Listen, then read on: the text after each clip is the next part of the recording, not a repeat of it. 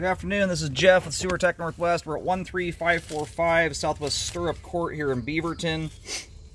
Located at the front of the house. I describe everything as if you're in the street facing the front of the home.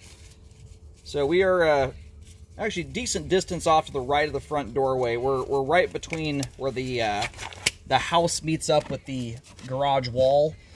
There's kind of a little notched out spot here at the front of the home where the cleanout's at. So, right over there is the front doorway. Right here in this little notched out area, just before you, that's the garage wall right there. And it's straight out from that hose bib right here. So, it's a fairly easy one to find when it's exposed. It's close enough to, or just close enough to the bark desk. It's one that could get buried pretty easy. So, one to take note of just so you don't have to hunt it down again. Alright, we zeroed out there. Waters are running. Dropping into 4-inch ABS, lines transitioning immediately upon access over to 4-inch PVC pipe. A little bit of movement took place at that joint. We're going to revisit that on the way out when the line's fully drained. There's a little bit of a dimple in the top of the pipe there too, where it looks like something heavy may have been on top of the line at one point. That may have what caused that joint to become slightly... I mean, technically speaking, it's an offset, but the lip is at the top of the pipe. It's not anything that's impeding flow. We'll take a better look at that on the way out when the line's drained. Had a short little stint of 30-34 PVC pipe there. Now we're back into PVC. This line is unbelievably clean. I can't tell if these folks actually live this clean or if this was just hydrojetted. It's clean enough that it wouldn't surprise me. We are going into a belly here. I've got two fixtures right now running on fairly low volume, so shouldn't be exaggerating this a whole lot. Yeah, you've got a fair amount of standing water there. The amount of water I'm putting down line is pretty minimal at the moment. So all said and done, you're still going to have quite a bit of standing water there left over. Looks like a couple inches, unless that was a blockage there stopping all the water up, or a debris dam. We shall see. I'm pushing the big hunk of junk through the line right now, which doesn't take much more than 1 or 2 balls of toilet paper up in front of the camera to create the illusion of a belly, but we will see. And right now, in fact, that is what's happening, because I could just see the concrete pipe a moment ago, and now I can't. We hit a transition there, it looks like a minute ago. Yeah, there we go. Now we are in concrete pipe. Couldn't really see the transition joint to tell if a diameter change was made there.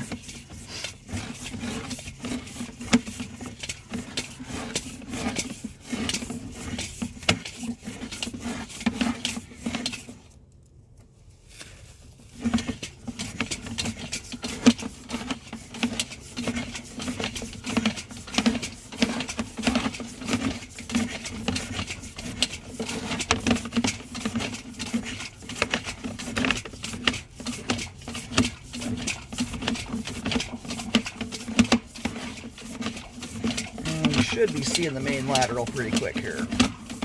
There we go. There's the main. There's a long line, 104 feet.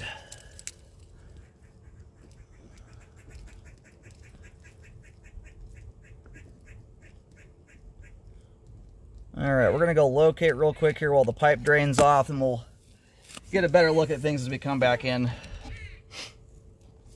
Biggest concern I have as it sits thus far here is the standing water we had there towards the first part of the line. We'll take a look at the concrete pipe as we come back in, but this stuff by and large looks like it was flowing off okay. At least much of it looked that way anyway.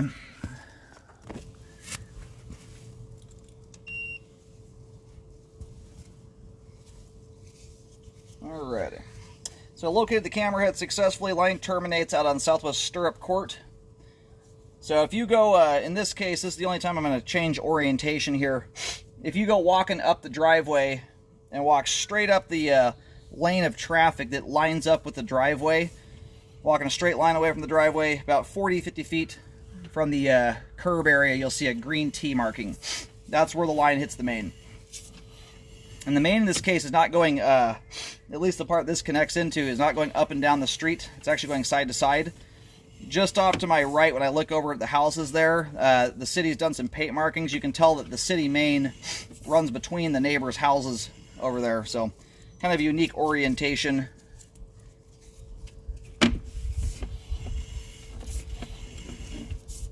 And we still have a little bit of water trickling through the line here. I'm going to move kind of slow, just so I can tell the difference, whether or not we hit standing water or not. But all that water thus far we're looking at is moving water. And I had a bit of a time getting a depth of the main lateral. Not that it's necessarily a huge deal in this circumstance, but it's my locator was jumping around between 9 and 11 feet. Most consistent depth I got was around the 10-foot deep mark.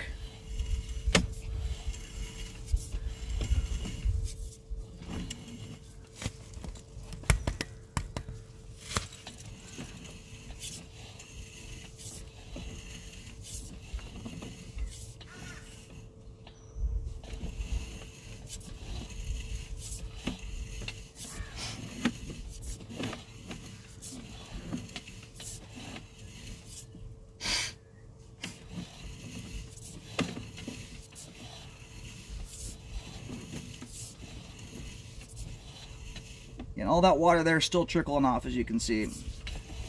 Where I think we're finally starting to get back into a spot here. We might have... Yeah, you can still see the water ripple in there. It's still moving. There's a little bit of water trickling out of the house right now. I'm not sure what it's coming from necessarily, but that pretty well accounts for what we're looking at there.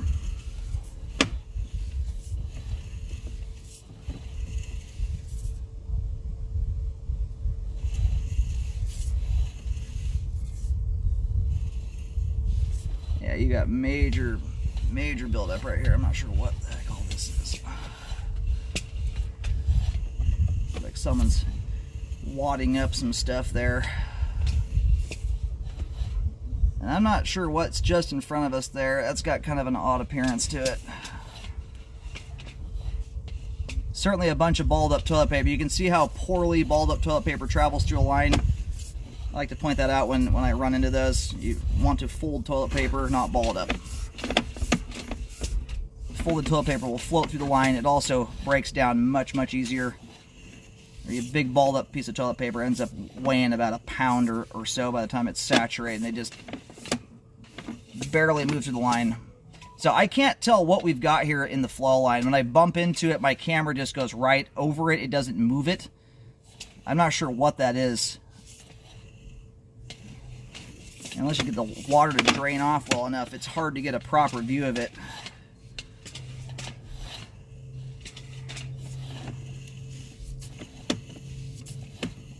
I'm going to locate this. I'm going to let the line sit for a moment. We'll see if it drains off any better to get a better view of that.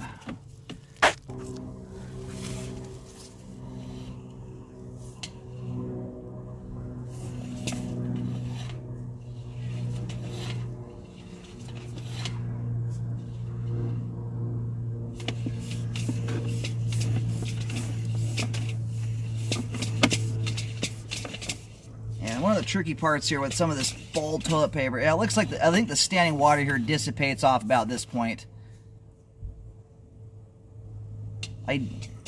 Balled up toilet paper does make it a little tricky because it can kind of create a debris dam, but once you're past this point here, the line starts draining off completely. And this is lining up with some other markings I see out there. We're right now right at the end of the driveway, right where the driveway meets the street. Just back from this spot we're at right now, about 3 feet back, I was getting around 4 foot 5 inches deep. All right, get just a slightly shallower depth right here, right around 4 foot 3, 4 foot 4 inches. It's a little bit lower level than the end of the driveway is there. And you'll see both green and white paint. Mine's the green paint. I'm just kind of going over the top of the other markings there, just so you can kind of differentiate between the two. You'll see a green X right where I just stopped there at about 61 feet.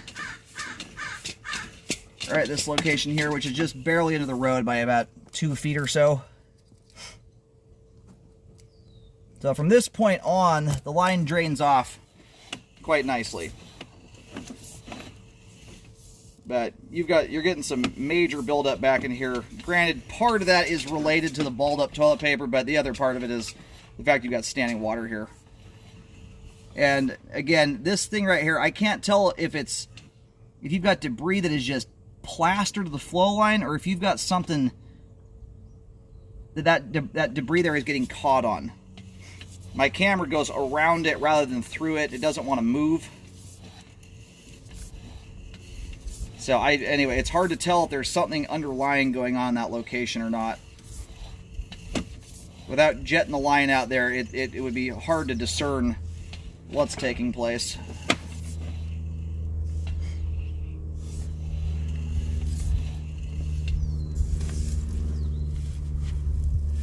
So there, I don't know if it's the bathtub. There's something that's just consistently putting a little bit of water down the clean out. I've got everything turned off right now.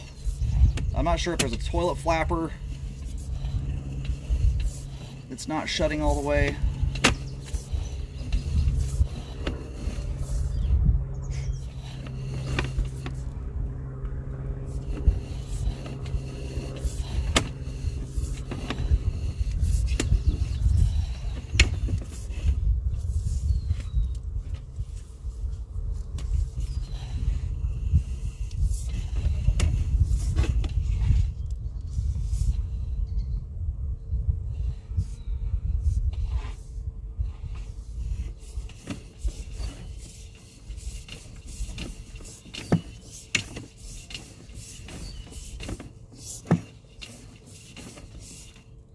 And you do have stains at the top of the pipe there. Those are indicators the line has blocked in the past. That's the only way that kind of staining gets there.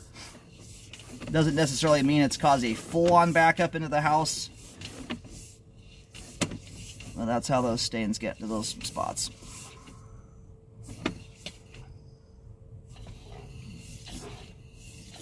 Looks like by and large, I think most of the standing water starts right here at the transition here to 3034.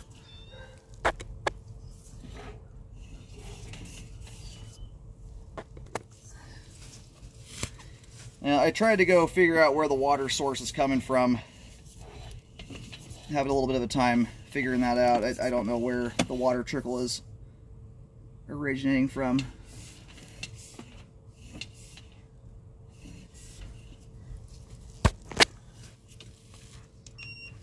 Alright, I put some paint markings down, and all my markings are lining up with somebody else's markings. One of the paint markings starts a little bit closer in. They may have had different conditions to work with. I'm having a hard time telling exactly where the standing water begins because of this little trickle of water going through the line.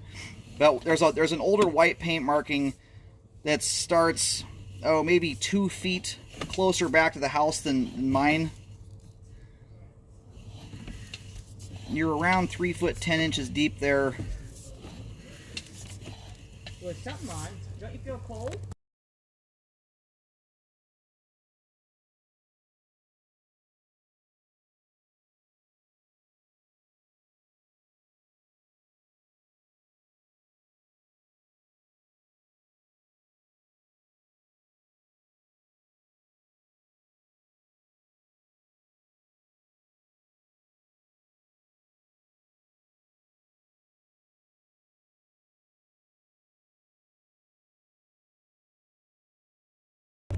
Yeah, that right now my camera's upside down, so top of the pipe is actually the flow line. You have just the ever so slightest little maybe 1/16 quarter-inch lip at the top of the pipe. The joint is totally intact there. There's nothing going on. It's affecting functionality. The joint shows no signs of being open to the ground or anything.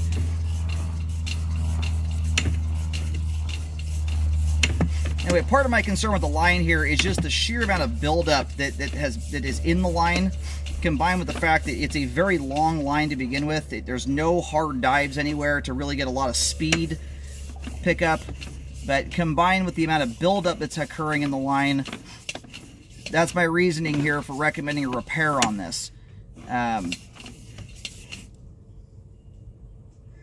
it looks like you've got some level of standing. Yeah, you do have standing water here. Some of it's relatively minor. The trick with bellies, though, is even if part of the belly tapers down to even just a 1/16 quarter of an inch. You can't fix part of a belly, or you won't fix it at all.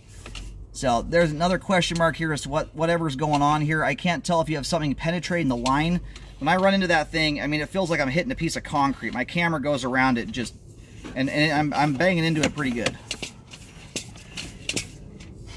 Anyway, everything from this point on all looks like it drains off quite nicely. So, but I am going to recommend a fix there. Just the sheer buildup that's occurring in the line is concerning. I mean, we had the better part of a blockage going on there when we advance the camera out. So if repairs are not done for some reason or another, what I would highly recommend doing, I would get the line cleaned out to get all those gigantic, just all the buildup out of the pipe. It would also be nice to see if we can figure out what's going on there, where that nodule is sticking up out of the flow line. If there's a root there, or what's causing that. I just can't tell you what that is. I've cambered 25,000 sewer lines, and that's leaving a question mark in my head. So there may very well be something underneath whatever's going on there that may be the culprit as to why that stuff is stuck there. But anyway, if repairs are not done, I would get the line cleared out, bring it back down to base. There's zero buildup in it. This is if repairs are not done for some reason or another. I like to come at it from both standpoints. Ideally, I'd like to see that corrected, but for some reason it's not fixed. When you have standing water in the line, things of that nature that can restrict flow, you want to make sure you basically want to treat your line like a septic system. Toilet paper only, no wipes, paper towels, flushable wipes, cooking oil, grease, you know, stuff like that. Tampons even, stuff that doesn't break down easily, you don't want going down the line. And then I recommend rescoping at about the 1 year mark. That's going to give you a baseline for how well the line's handling your living habits. You know, one little old lady, for instance,